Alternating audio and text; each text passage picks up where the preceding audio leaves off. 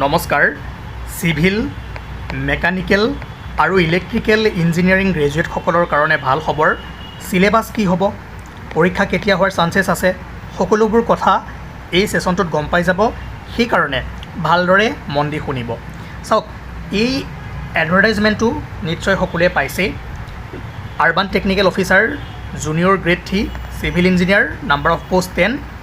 mechanical 16 electrical 11 আৰু environmental engineer কিমান number of post 6 AICTE recognise ইউনিভাৰ্চিটিৰ পৰা full time BE or BTech হ'ব লাগিব প্ৰত্যেকটো ব্ৰাঞ্চৰ কাৰণে সেম হয় ঠিক আছে আৰু for environmental engineer BE or BTech in environmental engineering full time ঠিক আছে or BE or BTech in civil engineering with masters in environmental science or environmental engineering ঠিক আছে from any AICTE recognise institute পঢ়িলে গম পাই যাব ঠিক আছে সেইখিনিতো জানে বাকি মেইন কথা হ'ল যে সিলেবাস কি হ'ব আৰু এলিজিবিলিটি ক্ৰাইটেৰিয়া এইবোৰতো সকলোবোৰ এক্সামত প্ৰায় সেমে থাকে ওকে PABN 4 এটোতো ভালে হয় ওকে ইয়েস সিলেবাস কেনেকুৱা কুৱেশ্যন আহিব পাৰে বা কি টপিক আছে সেই হিচাপত আমি এতিয়া চাবলৈ গৈ আছোঁ okay urban technical officer junior grade 3 2023 civil ইঞ্জিনিয়াৰিঙৰ এক্সামটো হৈছিলে ঠিক আছে সেই সিলেবাসখন যদি আমি ভালদৰে মন কৰোঁ চাওক বহুত বেছি চেঞ্জেছ নহ'ব পাৰে জেনেৰেল ষ্টাডিজ আমি সিলেবাসখন চাওঁ কাৰণ টেকনিক্যাল যিখন আপোনাৰ মেকানিক্যাল হওক সিভিল হওক ইলেক্ট্ৰিক্যাল হওক এজ পাৰ আপোনালোকৰ ছাবজেক্ট মতে হ'ব ঠিক আছে এতিয়া জেনেৰেল ষ্টাডিজখন যদি আমি ভালদৰে মন কৰোঁ তেনেহ'লে দেখিব যে কি ছাবজেক্ট আছে ইয়েছ যিবোৰ আপোনালোকে সচৰাচৰ পঢ়িব লাগে current affairs India and Assam Indian history and national movement Assam history geography India and Assam world যিহেতু মেনশ্যন নাই তেনেহ'লে ৱৰ্ল্ড নাহে ঠিক আছে Indian polity and constitution sports book author and important persons of Assam economy of India and Assam environment of Assam general mental ability literature culture festival of Assam and north east and English grammar ঠিক আছে চাওক syllabus আহি আছে অতি সোনকালে দি দিব কিন্তু বহুত বেছি চেঞ্জেছ নহ'ব যদি চেঞ্জেছ হয় কিবা কিবি আপোনালোকে গম পাব কিন্তু মোৰ মতেতো হোৱাৰ চান্সেছ কম আছে জেনেৰেল ষ্টাডিজ পেপাৰখন সকলোৰে কাৰণে কমন হ'ব সেম হ'ব ঠিক আছে টেকনিক্যালখিনি নিজে চাব পাৰিব এতিয়া কথাটো হ'ল চাওক আপোনালোকে অকল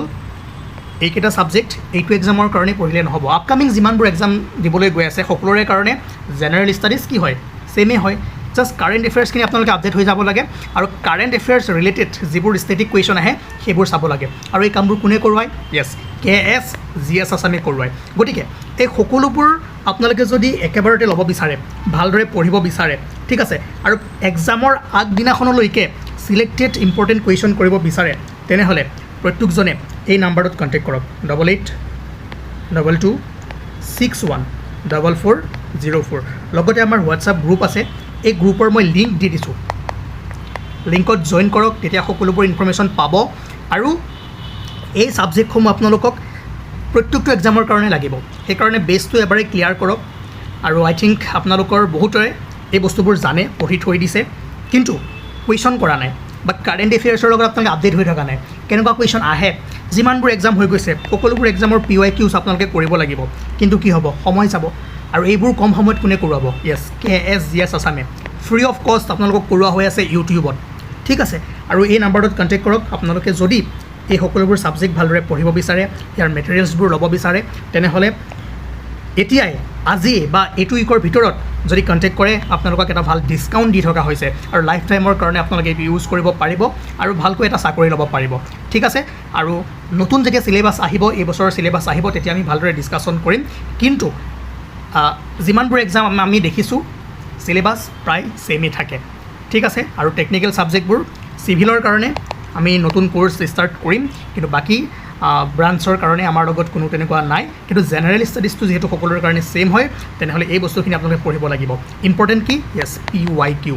PYQ যিমান এক্সাম আছে সকলোৰে কৰি দিয়ক 2 নম্বৰতে য়েছ কাৰেণ্ট এফেয়াৰ্ছ আপডেট হৈ থাকক আছাম ইণ্ডিয়া আৰু কাৰেণ্ট এফেয়াৰ্ছৰ লগত কোনবোৰ ষ্টেটিক টপিক নিউজত আছে কোনবোৰ ষ্টেটিক টপিক মানে ক'ৰ পৰা কুৱেশ্যন আহিব পাৰে সেই বস্তুবোৰ যেতিয়া আপোনালোকে চাব তেনেহ'লে কুৱেশ্যন কৰিব পাৰিব ঠিক আছে আশা কৰোঁ আপোনালোকে বুজি পালে আৰু এখন চিলেবাছটো মই বহুতবাৰ বুজাই থৈ দিছোঁ যদিও কিবা প্ৰব্লেম আছে আমাৰ হোৱাটছআপ গ্ৰুপ জইন কৰক হোৱাটছআপ গ্ৰুপ জইন কৰিলে তাত সকলোবোৰ ইনফৰমেশ্যন পাই যাব থেংক ইউ ঠিক আছে